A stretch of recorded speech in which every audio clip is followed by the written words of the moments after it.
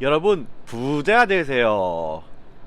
옛날에 한때 유행했던 광고예요. 모두들 부자가 되라고. 이 저주가 혹은 이 응원이 지금까지 우리나라에 꽤 오래 남아있다고 생각해요. 여러분은 돈이 많은 사람이 행복할까요? 마음이 행복한 사람이 행복할까요? 이게 조금 어렵죠. 저는 여태까지 살면서 돈보다 마음을 쫓았어요. 마음이라 함은 무엇이 있을까요? 쉽게 얘기하면 나 자신을 알아가는 것, 내가 지식을 쌓는 것, 공부를 하는 것, 사랑을 하는 것. 저는 이런 게 되게 중요했어요. 어려서부터 관심 받는 것을 좋아했고 돈보다 관심만 받으면 인생이 너무너무 행복했어요. 그러다 보니까 언제라도 마음은 채울 수 있기에 마음만은 부자이기 때문에 돈은 별로 신경 쓰지 않았어요. 그런데 이게 저에게 다시 화살로 돌아올지는 몰랐어요. 혼자 산다면, 진짜로 혼자 산다면 저는 지금도 별로 돈을 쫓지 않았을 거예요. 집 혹은 월급, 저축, 부동산 이런 것들이요. 돈은 살면서 굉장히 중요해요. 특히 자녀를 키울 때 굉장히 중요하죠. 남자 혼자 살아가는 데는 그렇게 큰 돈이 들지 않아요. 우리나라에서 지금 가장 큰 문제점 중 하나가 극단적인 선택이죠. 돈이 있는 사람도 스스로 목숨을 끊고 돈이 없는 사람도 스스로 목숨을 끊어요. 돈이 없으니까 마음이 힘들어서 스스로 목숨을 끊는, 돈이 있어도 마음이 힘들어서 목숨을 끊는, 이런 것을 보면서 저는 돈을 좀 멀리 했던 것 같아요.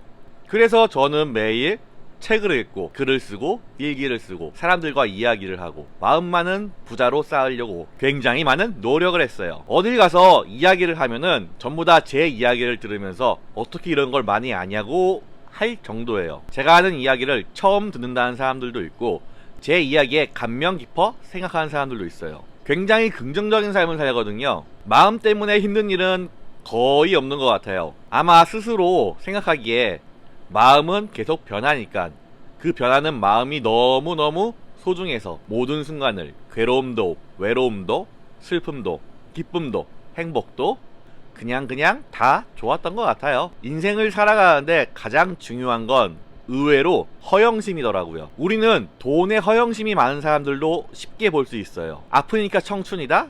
우리는 되게 욕을 해요. 왜? 부자인데 네가 힘든 게 무엇이 있느냐, 이런 마인드죠.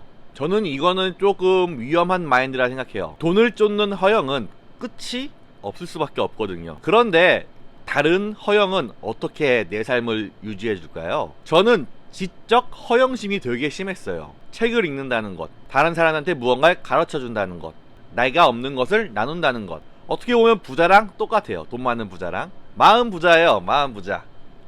제가 사유하고 사색한 것들을 글로 적어내면서 사람들에게 나눠주죠. 그러면서 사람들을 깨어나게 해준다는 약간 이런 허영심이 좀 심했어요. 실제로 많은 사람들이 제 이야기를 듣고 좋아하고 인생의 가치관을 바꾸고 행복하게 마인드를 바꾸는 사람들도 있었으니까요.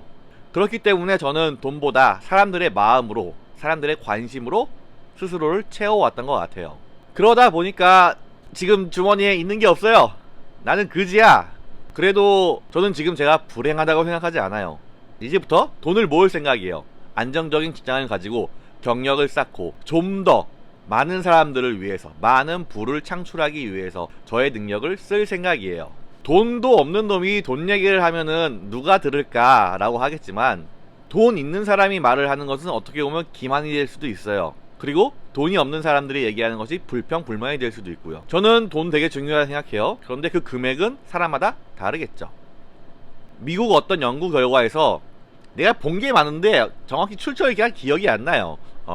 출처를 찾기도 조금 귀찮고, 그래서 그냥 말로만 들어주세요. 인간은 월 700만원을 버는 순간 돈에 대한 행복은 끝난대요. 그 이유는 돈을 많이 벌수록 더 힘들어지고 돈을 적게 벌수록 괴로워지는 그런 상태가 된다고 하더라고요. 월 700이면 꽤 많은 걸 할 수 있지 않을까요?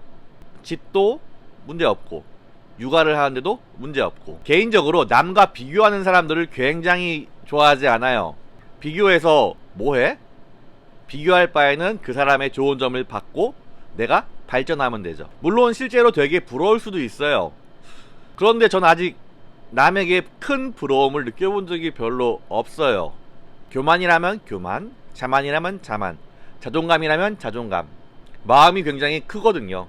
그리고 남는 건 체력밖에 없어요. 저는 저의 허영심인 지적 허영, 마음의 허영을 채우기 위해 매일 책 읽고 매일 글 쓰고 사람에 대해 이해하려고 하다 보니까 진짜로 부러운 게 별로 없더라고요. 그런데 돈과 비교하기 시작하면은 사람이 끝도 없어져요. 우리는 결국 극단에 있는 사람만 보게 되거든요. 돈이 아주 많은 사람, 돈이 아주 적은 사람. 그러나 세상은 피라미드 모양이에요. 돈이 많은 사람이 소수고 그 밑에는 조금씩 나눠지겠죠. 피라미드라는 건 좀 이상하다. 피라미드보다는 소수와 보통의 다수가 있는 존재죠. 그래서 저는 인생을 혹은 인간 간의 분포를 수능 등급표로 나누는 걸 좋아해요. 1등급은 4%, 2등급은 8%, 3등급은 16%, 이런 식으로요. 우리 대다수는 4에서 6등급의 삶을 살고 있겠죠. 저는 스스로 1등급, 2등급 생각하지 않아요. 마음만은 3등급이라 생각해요. 돈은 저 7, 8등급에 있을 수 있어요. 그런데 내 스스로 욕심이 없으니까 어느 정도 중간에 위치했다 생각해요. 보통 사람, 딱 보통 사람. 그런데 살다 보니 절대적인 조건이 필요한 경우도 생기더라고요. 그래서 지금 취업도 도전하고 있고 무언가 더 하려고 하고 있고, 편의점 알바도 이제 3일 남았어요. 그리고 이제 전 다음 주에 출근을 해요. 아휴, 사회에 나간다니 두근거리고 설레어요. 여러분에게 물어보고 싶어요. 돈을 키우는 거 많이 키우셨나요? 마음을 키우는 거 많이 키우셨나요? 이 둘의 균형이 당연히 중요하겠죠. 우리는 질서와 혼돈 사이에 있으니까요. 당신의 질서가 무엇이고 당신의 혼돈은 무엇일까요? 우리 한번 고민해 볼까요? 저는 이제 마음을 다 키웠으니까 돈 벌러 가보겠습니다. 이제 돈을 벌어볼게요. 여러분은 어떤 걸 키우실래요? 여러분을 응원할게요. 좋은 하루 보내세요. 박재상이었습니다.